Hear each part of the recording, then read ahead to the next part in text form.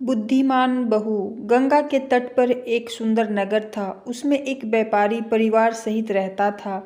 उसके परिवार में व्यापारी, पति पत्नी, उसका पुत्र और पुत्रवधू रहते थे। पुत्र का नाम अजीत सेन और पुत्रवधू का नाम शीलवती था। अजीत सेन व्यापार के सिलसिले में कई दिनों तक बाहर रहता था, जबकि पुत्रवधू घर पर सास ससुर की सेवा करती थी। पूरा परिवार सुखी और प्रसन्न रहता था। एक दिन शीलवती आधी रात के बाद खाली घड़ा लेकर बाहर गई और बहुत देर में लौटी। उसके ससुर ने उसे वापस लौटते देख लिया। उसे शीलवती के चरित्र पर शंका हुई। उसने सोचा कि बेटा बाहर गया हुआ है, ऐसे में बहू का यह आचरण आपत्तिजनक है। इससे मेरा कुल कलंकित हो जाएगा। इस चरित्रहीन बहू को घर में रखना ठीक नहीं है। उसने अपनी पत्नी से चर्चा की और बहू को पीहर छोड़ देने का निर्णय किया। अगले दिन ससुर शीलवती को रथ में बैठाकर स्वयं रथ हाँकते हुए उसके पीहर की ओर चल पड़ा। रास्ते में एक छोटी सी नदी मिली। ससुर ने बहू से कहा, तुम रथ से उतरकर जूते उतार कर नदी पार कर लो। किंतु शीलवती ने बिना जूते उतारे ही नदी पार कर ली। ससुर ने मन में सोचा कि यह दुष्चरित्र होने के साथ ही अवज्ञाकारी भी है। थोड़ा आगे जाने पर रास्ते के किनारे एक खेत मिला, जिसमें मूंग की फसल लहलहा रही थी। ससुर ने किसान के भाग्य की प्रशंसा करते हुए कहा, कितनी सुंदर फसल है, इस बार तो किसान खूब लाभ कमाएगा। शीलवती ने उत्तर दिया, आपकी बात तो ठीक है, किंतु यदि यह जंगली जानवरों से बच जाए तब ना। ससुर को उसकी बात बहुत अटपटी लगी, लेकिन वह कुछ नहीं बोला। कुछ दूर और चलने पर वे एक नगर में पहुंचे, जहां के लोग बहुत सुखी और प्रसन्न दिखाई दे रहे थे।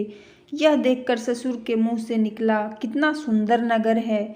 शीलवती बोली, आपकी बात तो ठीक है, यदि इसे उजाड़ा ना जाए तो। ससुर को उसकी बात अच्छी तो नहीं लगी, किंतु वह फिर भी कुछ नहीं बोला। कुछ दूर आगे जाने पर एक राजपुत्र दिखाई पड़ा, जिसे देखकर ससुर फिर बोल पड़ा, अरे वाह, यह युवक तो देखने में ही शूरवीर लगता है। लेकिन शीलवती फिर बोल पड़ी, यदि कहीं पीटा ना जाए तो। इस बार तो ससुर क्रोधित हो गया, किंतु किसी प्रकार उसने अपने क्रोध को रोका और आगे बढ़ा। थोड़ी देर बाद दोपहर हो गई। व्यापारी एक घने बरगद के नीचे रथ को रोककर पेड़ की जड़ में बैठकर आराम करने लगा, जबकि शीलवती पेड़ से दूर जमीन पर बैठ गई। यह देखकर व्यापारी ने सोचा कि यह कैसी औरत है जो उल्टे काम ही करती है। थोड़ा देर आराम करके वे फिर आगे बढ़े। थोड़ा आगे बढ़ने पर शीलवती का ननिहाल आ गया। रास्ते में ही उसका मामा मिल गया और जिद करके उन्हें अपने घर ले गया। वहाँ भोजन करके शीलवती का ससुर अपने रथ में ही लेट गया। ससुर को रथ में लेटा देखकर शीलवती भी रथ के पास ही जमीन पर बैठ गई। उसी समय पास के बबूल के पेड़ पर बैठा एक कौआ कांव कांव करने लगा। लगातार कांव कांव की आवाज़ सुनकर शीलवती बोली, अरे तू थकता क्यों नहीं? एक बार पशु की बोली सुनकर उसके अनुसार कार्य करने के कारण मुझे घर से निकाला जा रहा है। अब तुम्हारी बात मानकर मैं एक नई आफत मोल ले लूं। कल रात एक गीदड़ की आवाज़ सुनकर मैं नदी किनारे गई और किनारे लगे एक मुर्दे के शरीर से बहुमूल्य आभूषण उतार कर घर ले आई।